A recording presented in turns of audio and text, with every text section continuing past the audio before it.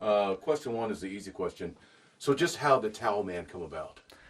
29 years ago, we went to Peoria to watch Rivermen. Bob Plager was coaching, Tony Twist, Emerson, Chase was down there. They were having a sensational year. I think they won 18 straight. So we went down to go see the farm team play.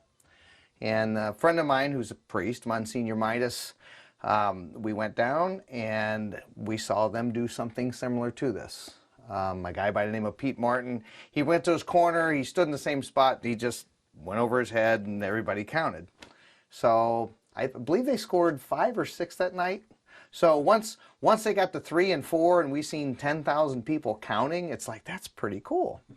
So Monsignor said, well, there's something you can bring back to St. Louis. He goes, if anybody can pull that off, you can. So we got back to St. Louis. I was in section 206. I told them, hey, they do this in Peoria. We're going to try and start it here. This is what I'm doing. So we started it with about a dozen people in our section. And I had bath towels, which were too big because I was hitting people in the head when I was starting it. So it was trial and error. So the first season I was there like a dozen games. So I couldn't get anybody else to do it when I wasn't there. So the second season I had half season, 20-something games, and then by the third season, that's when it took off because it was every game, it was consistent, and you could see section by section, it would just grow until it made it all the way around the arena because there was no Jumbotron back then. Do people know your real name, or are you always called Towel Guy? Towel Guy usually comes out, and it's not, and we make fun of that too because they come up and say Towel Guy, and we tell them it's Towel Man. They didn't call him Stan the Guy, and but it's about fun, and I don't think for a second I rate anywhere near Stan the Man, but it's just this whole thing is about having fun. But yeah, people 85% of the time it's Towel Man. The other and jokingly I tell them that I'm in the process of having my name legally changed to Terry Cloth. Some of them actually buy that and go, hey, hi Terry. Did you ever think 29 years ago that this would become what it has become? Not in a million years. And I think the only reason it works is when I start, if I thought it was going to turn into this, I just don't think it would have managed or gone on. I just told myself, as long as I'm having fun with it, I'm going to keep doing it. And here we are 29 years later, and I'm still having fun doing it. It's a blast. Is there an art to this?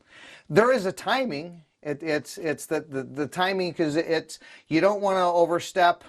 I always let the announcer announce who scored the goal, and he always does that twice. So when he's done with the announcing and stuff, then we come down and lead the crowd and get him in. It's long enough to where they get to do what they want, and the crowd's still excited enough to want to yell. And I don't want to drown them out, and hopefully they don't want to drown me out. Stay where you are. Let's change my angle a little bit here. Widen it out.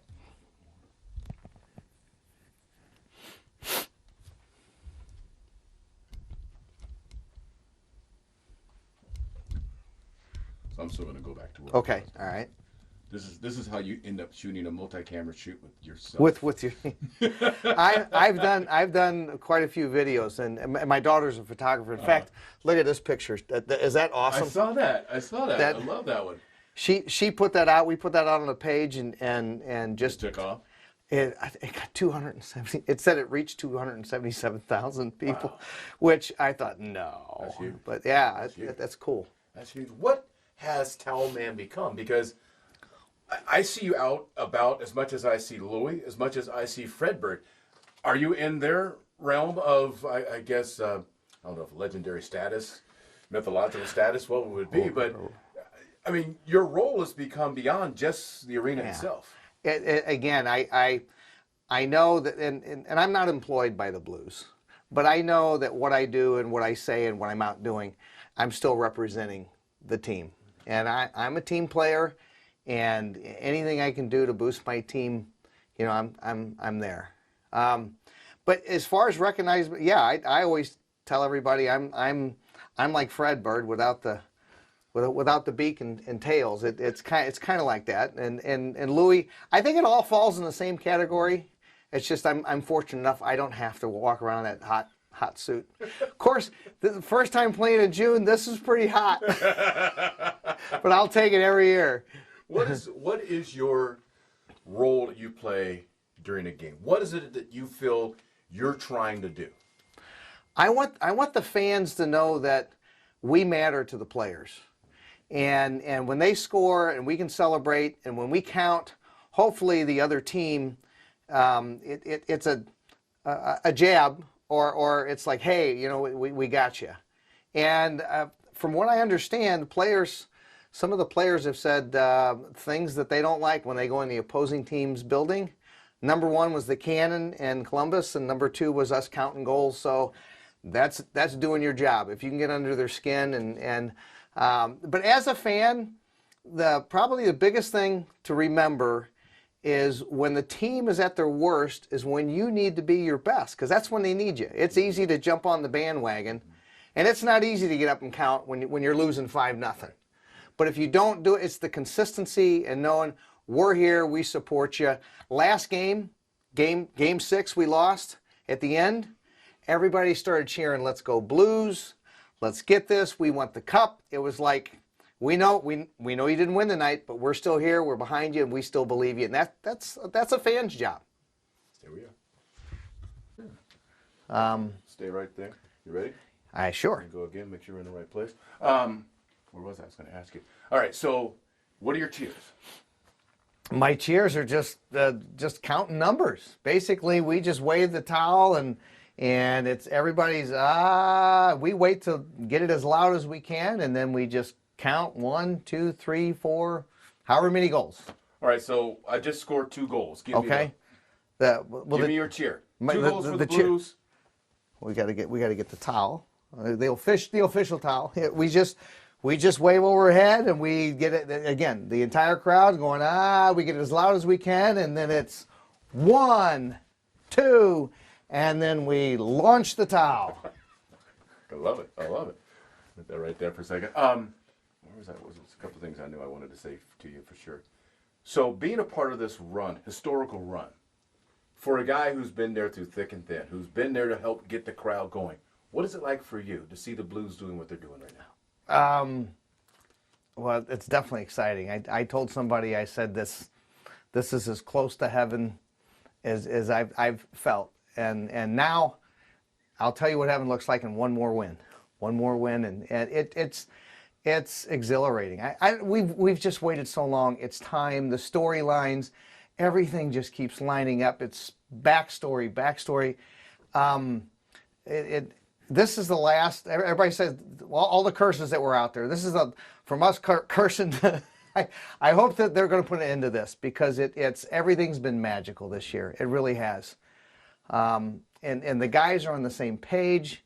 They're even keel, and it's time. It is time. How confident are you for Game 7? I am cautiously confident.